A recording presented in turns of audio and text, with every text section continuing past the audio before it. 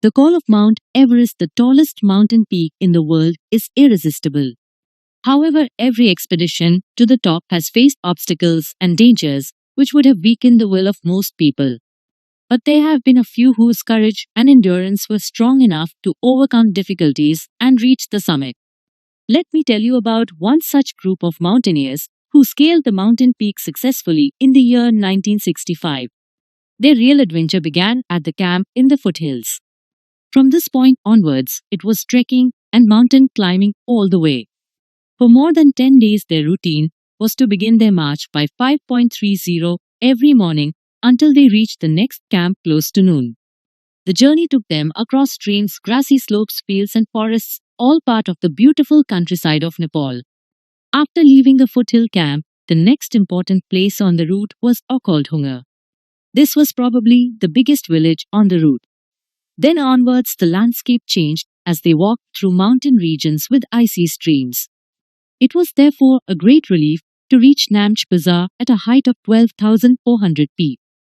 Thanks to Sir Edmund Hillary, this place has the convenience of a small airstrip. Today, small planes can actually land here.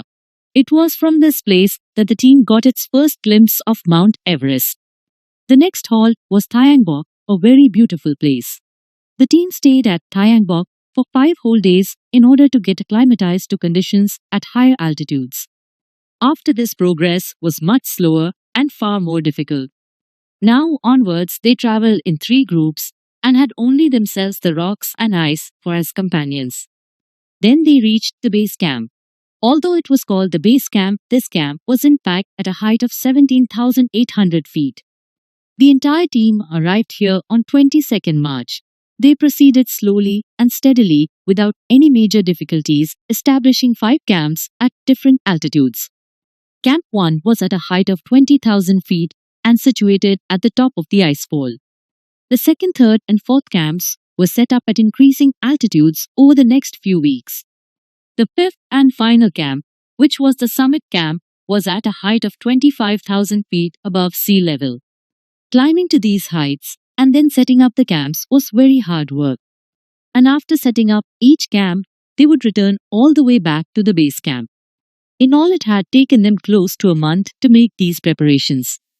After this, it was a long wait at base camp until the weather forecast was encouraging. Finally, on 14th May, the first pair set off from the base camp. This last stage of their journey was a true test of their determination and courage. The icy winds shrieked, a raging thirst tormented them, but they kept plodding almost mechanically. An inner urge kept telling them, "You can't quit. You must keep going. You have to succeed." It seemed an endless effort. And then quite suddenly they were there.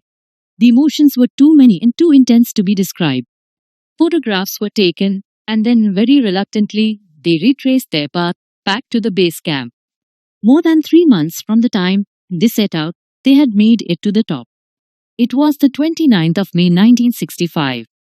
What a remarkable coincidence that the date was 29 May, the very day on which Sir Edmund Hillary had first set foot on the top of this irresistible mountain.